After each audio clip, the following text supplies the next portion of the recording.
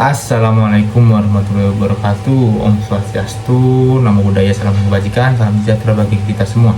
Semoga kita semua diberi kesehatan dan dilancarkan rezekinya. Sebelum masuk pada pembahasan pada kesempatan kali ini, dimohonkan untuk saudara-saudara sekalian untuk menekan tombol subscribe, like, dan jangan lupa komen serta share-nya untuk mendukung keberlanjutan dari channel kami.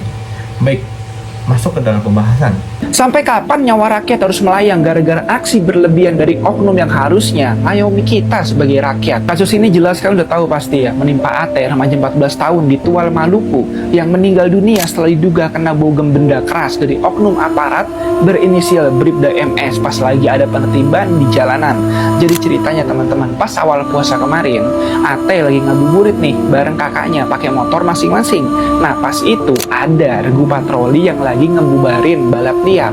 Oknum ini ngayunin helm taktisnya ke arah kepala AT yang pas banget juga lagi lewat di situ sampai jatuh dan akhirnya luka parah. Tapi teman-teman, yang bikin kita makin marah, pihak keluarga malah dikasih infonya kalau korban ini kecelakaan tabrakan katanya. Tapi pas ayahnya cek lokasi malah nemuin bukti hantaman benda keras yang ngebantah semua ini. Pertanyaannya, ngapain pakai bohong segala?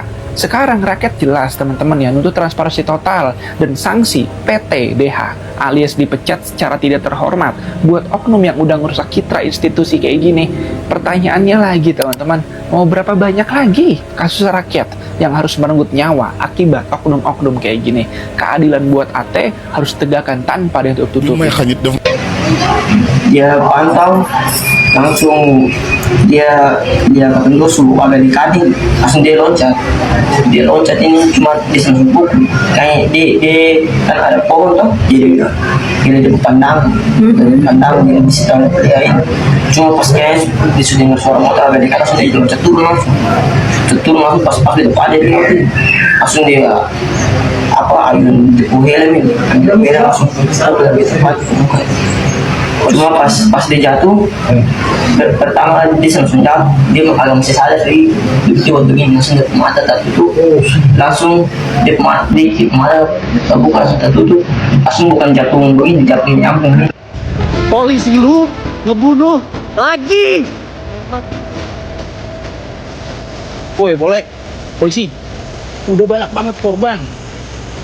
2 tahun terakhir ada 2 kematian besar ya, setidaknya jadi tragedi. Di luar itu pun juga banyak yang kita nggak tahu. 900 aktivis ditangkap dan diculik. Dan lu masih mau ngurus MBK, masih dikasih 1000 SPPG. Pak Prabowo minta maaf, Pak Prabowo. Kapolri minta maaf, Kapolri. Gak cuma minta maaf, berbenah, reformasi Polri. Gila, gua ngerti lagi udah. Lu yang punya jaringan, lu yang memang punya akses untuk mengonsolidasi. Siapa lagi yang nahan lu? Apa lagi yang nahan lu? Turun konsol. Saran gue segera dah, biar pemerintah nggak nganggep ini sepele. Kita tuh disepelein mulu bro. Jujur, kalau udah kayak gini minimal aksi sih menurut gue. Saran gue yang punya akses untuk konsolin orang, segera deh konsol solusi ini. Keterlaluan. Perlu berapa kematian lagi sampai pemerintah berbenah? Hah? Perlu berapa elit lagi yang lu perkaya supaya lu mau berbenah? Lu fokus memperkayain diri lu aja kan?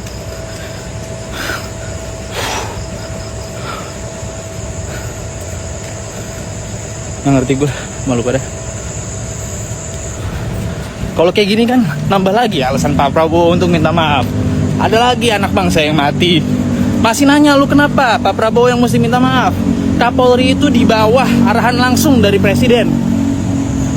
Dan Presiden harus minta maaf karena arahannya itu nggak berhasil mencegah kematian. Itu aja, logika simpel. Jangan lupa makanya lecet itu. Saya nggak ada empuk.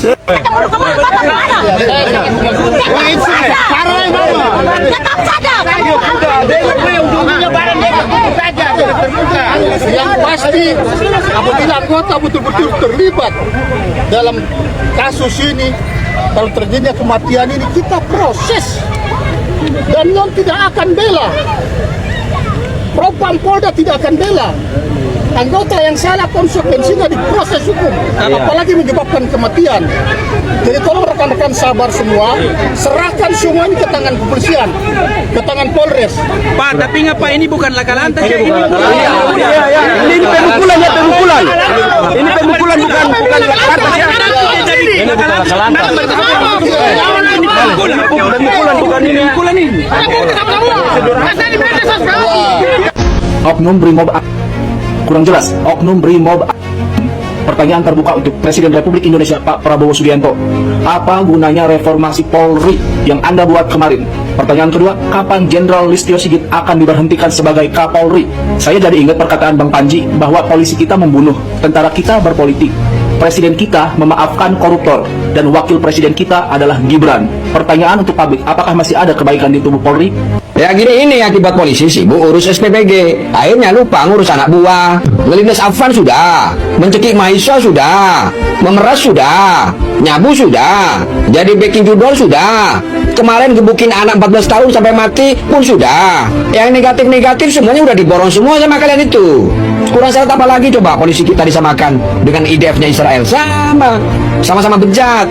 Saya kira saya sudah memerintahkan kepada Kapolda, Kadifropam, ambil tindakan tegas, proses tuntas, beri rasa keadilan bagi keluarga korban. Dan saya minta informasinya, prosesnya transparan. Dan saya kira nanti secara teknis Pak Kadifropam akan sampaikan di event yang disiapkan. Secara anggotanya Ya, saya sudah perintahkan untuk diberikan tindakan berat-berat. terima kasih. Ya, dari dulu saya sudah sampaikan terhadap yang baik kita berikan reward, namun terhadap yang melanggar tentunya kita berikan. Karena kita semuanya sudah diatur dengan aturan. Ya. Jelajahi cara baru mendapatkan informasi. Download Metro TV Extend sekarang. Polri minta maaf dan duka cita atas meninggalnya Ate, siswa berusia 14 tahun yang tewas dianiaya anggota Brimob Brigadir 2 Masya Siahaya. Yusril Iza Mahendra, Menko Bidang Hukum, HAM, Imigrasi, dan Pemasyarakatan menegaskan tidak ada orang yang kebal hukum.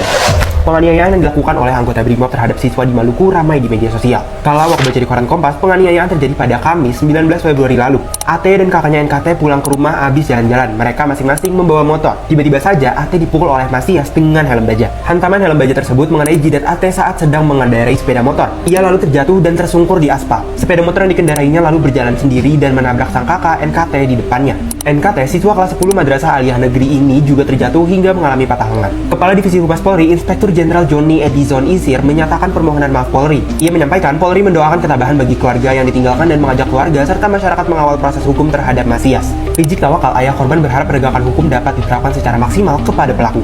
Yusril Iza Mahendra dalam keterangan tertulis mendesak sanksi tegas diberikan kepada pelaku. Dalam sidang etik, pelaku juga harus dihadapkan dengan ancaman pemecatan sebagai anggota Polri. Ia menegaskan tidak ada orang yang kebal hukum dan aparat penegak hukum wajib dihukum jika melanggar hukum. Heran ya, helm baja yang didesain buat melindungi kepala itu malah dipakai buat memukul kepala Ate. Alih-alih mengayomi sebagaimana tugas Polri, Masias malah menewaskan seorang anak. Anggota polisi ini menghilangkan nyawa seorang pelajar, anak di bawah umur. Anggota Brimob Polda Maluku Bribda MS jadi tersangka penganiayaan yang berakhir hilangnya nyawa korban.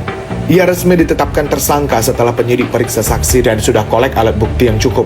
Tersangka pun dipindahkan ke Ambon dan ditahan di sel tahanan Bid Propam Polda Maluku buat jalani pemeriksaan. Sidang etik tersangka dijadwalkan digelar pada Senin 23 Februari 2026 dengan agenda pemeriksaan pelanggaran berat. Sementara itu, proses pidana umum tetap berjalan untuk memberikan kepastian keadilan bagi keluarga korban. Status terlapor yang sebelumnya terlapor ini kita naikkan menjadi tersangka. Penetapan tersangka. Intinya terpidananya jalan dan akan monitor serta perkembangannya akan disampaikan ke keluarga terkait kode etik. Sahabat Kompas TV, apa sanksi yang pantas dijatuhkan pada tersangka? Tulis pendapatmu di kolom komentar.